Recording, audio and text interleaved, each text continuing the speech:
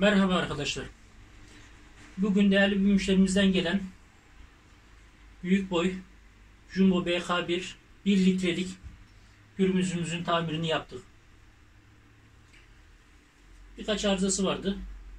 Arızalarını giderdik. Uzun bir zamandır yanmıyormuş. Bundan dolayı içinde kurum bağlamış. Bazı contaları, mantarları çürümüş. Bunları tamir ettik.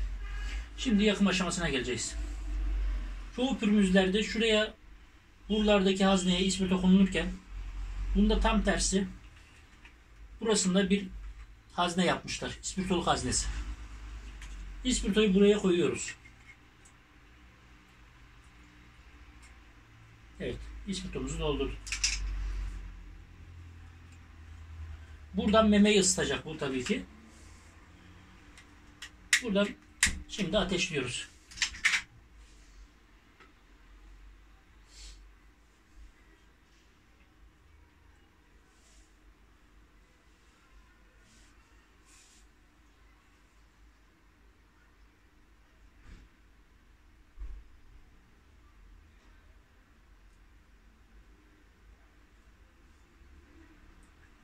Eskiden bu pürmüzleri mobilyacılar çok kullanırdı. Eski traktörlerde içten yanma odalı traktörler vardı. Lens traktörleri yanlış hatırlamıyorsam. Bu pürmüzün kafası dik olanı var. Onlarda pürmüzü alttan koyarak traktörün yanma odasını ısıtarak traktörü böyle çalıştırırlardı. Şimdi tabii günümüzde ise bunlar antika oldu. Pek kullanan yok. Evinde böyle süs eşyası niyetine kullananlar var. Halen daha tabii böyle kullanmak isteyenler, nostaljik olarak devam ettirmek isteyenler var. Bu yüzden bize ara ara geliyor. Bunu hobi olarak yapıyoruz. Ticari bir amacımız fazla yok.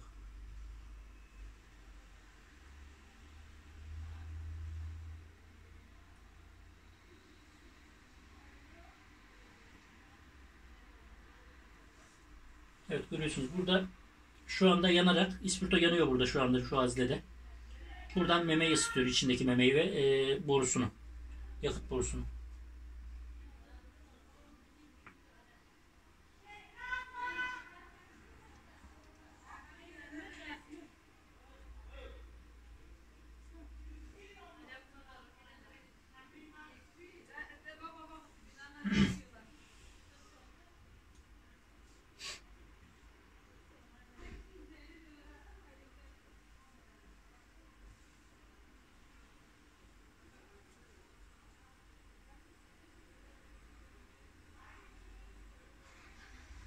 Güzel, mantıklı bir ısıtma deposu yapmışlar burada.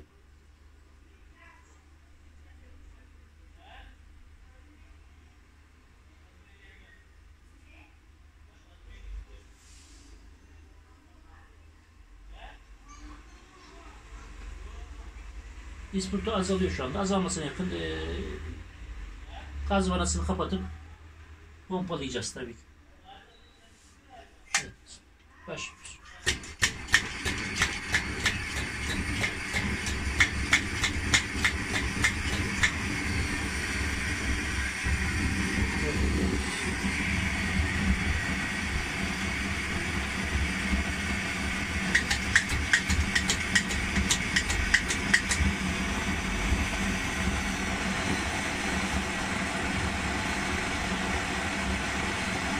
Çok güzel yanmakta pürmüzümüz.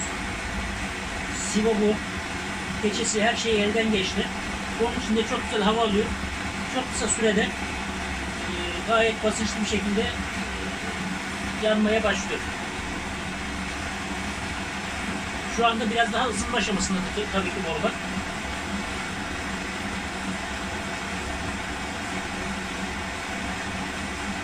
Alev gitgide mavileşiyor.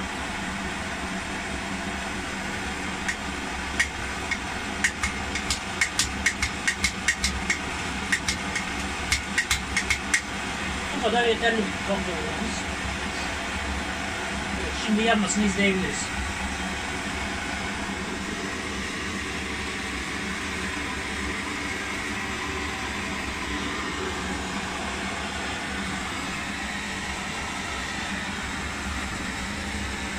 İçi kızarmaya başladı.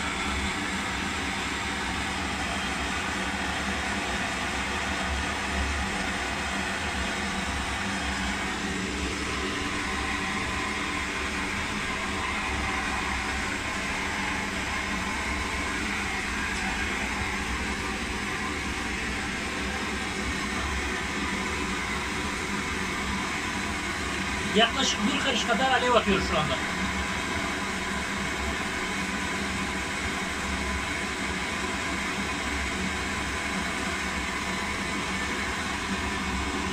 Evet, müşterimizin güle güle kullanmasını diliyorum.